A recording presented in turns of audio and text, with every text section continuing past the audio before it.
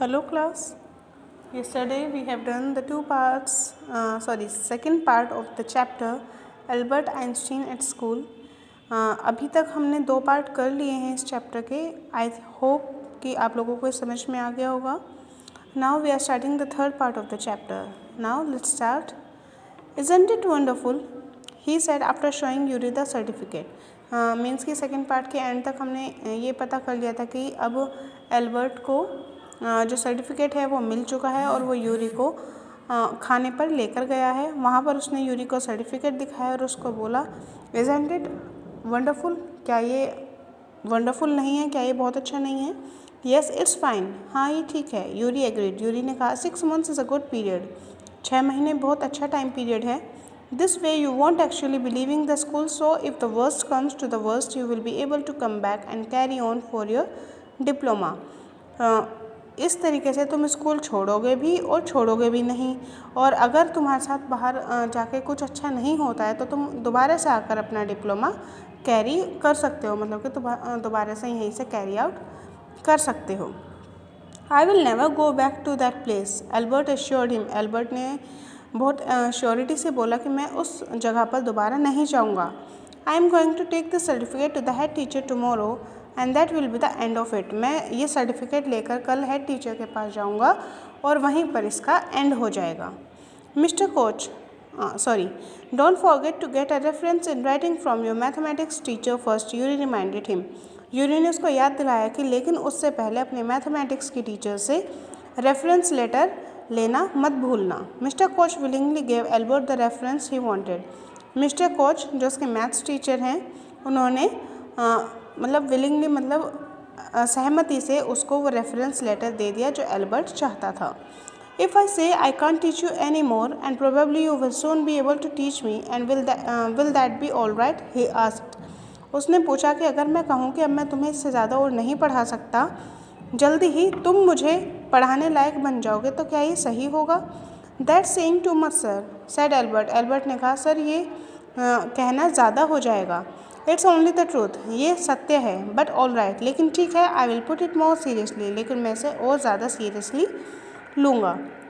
But it was still a glowing reference and mister Koch made the point that Albert was ready immediately to enter a college or institute for the study of higher mathematics.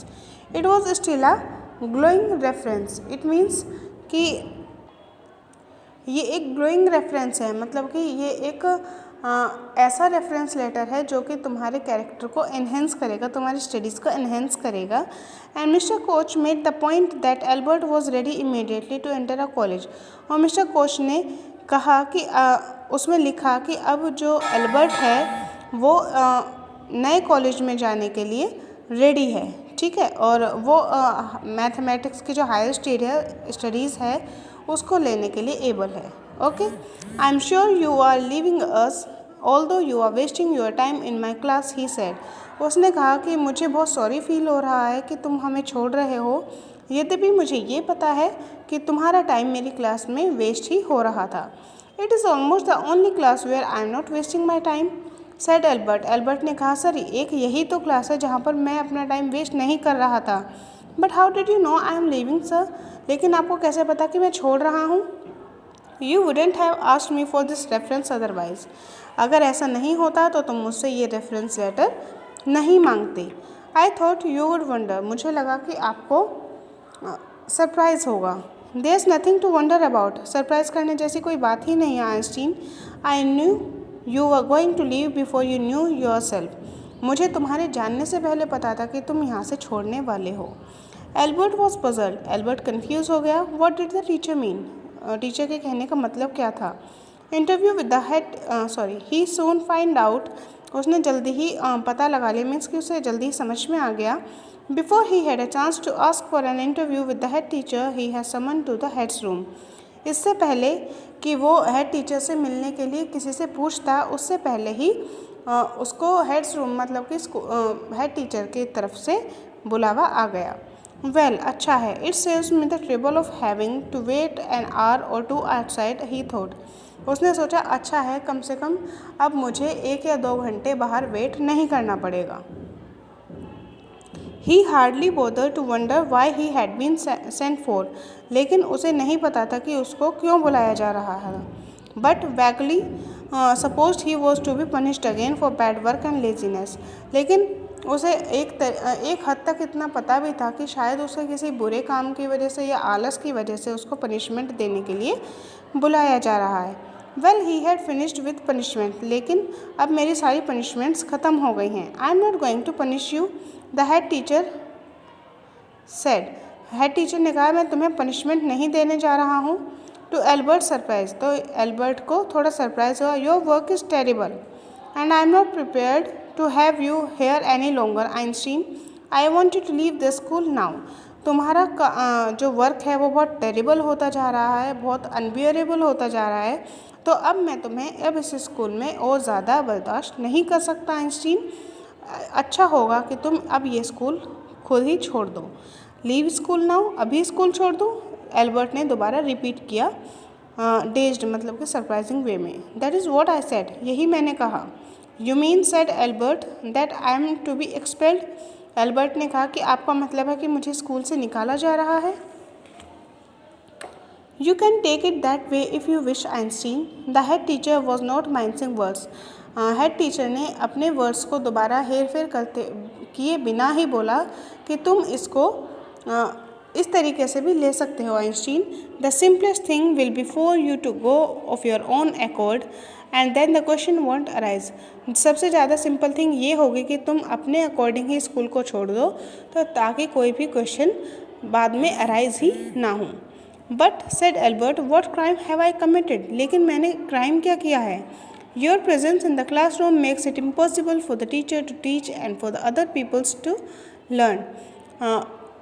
तुम्हारी presence जब classroom में होती है तो ये impossible हो जाता है किसी भी टीचर को पढ़ाने के लिए या फिर बच्चों को सीखने के लिए। यू रिफ्यूज़ टू लर्न, तुम सीखने से मना कर देते हो।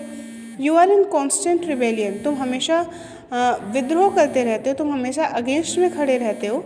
And no serious work can be done while you are there, और उस टाइम पर कोई भी सीरियस वर्क नहीं किया जा सकता। Albert felt the medical certificate almost burning a hole in his pocket. अब एल्बर्ट को जो उसने सर्टिफिकेट बनाया था, जो उसकी पॉकेट में रखा हुआ था, वो बहुत बर्निंग लग रहा था। ठीक है, it was going to leave anyway he said, I was going to leave anyway he said, उसने कहा ठीक है मैं छोड़ देता हूँ। Then we are in agreement at least Einstein, ठीक है तो हम दोनों के बीच एक एग्रीमेंट हो गया है। For a moment, Albert was tempted to tell the man what he thought of him and of his school. उसे एक बार को लगा कि उसको रुककर उस आदमी को ये बताना चाहिए कि वो उसके बारे में और स्कूल के बारे में क्या सोचता है। Then he stopped himself, लेकिन फिर उसने अपने आप को रोक लिया। Without another word, holding his head sigh, he stalked out. फिर उसने बिना कुछ कहे वहाँ से वो चला गया। Shut the door after you, shouted the head, teacher ने चिल्लाया कि दरवाज़ा बंद करते जाना। एल्बर्ट इग्नोर्ड हिम, लेकिन एल्बर्ट ने उसको इग्नोर कर दिया।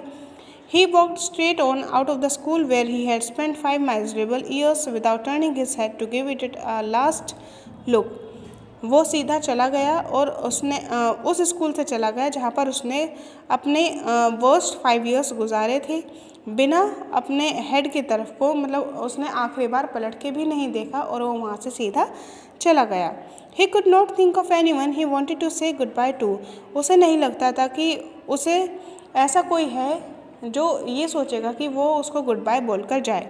Indeed, Yuri was almost the only person in Munich he felt like seeing before left the town he had come to hate almost as much as the school. वास्तव में Yuri ही एक ऐसा person था पूरे Munich में जो कि उसके स्कूल मतलब कि जिसका लाइक सीइंग बिफोर ही, जो उसको आखिरी बार देखना चाहता था इससे पहले कि वह म्यूनिक को और स्कूल को छोड़े। Elsa was back in Berlin, Elsa Berlin वापस चली गई। And he had no other real friends, और उसके और कोई दूसरे दोस्त भी नहीं थे।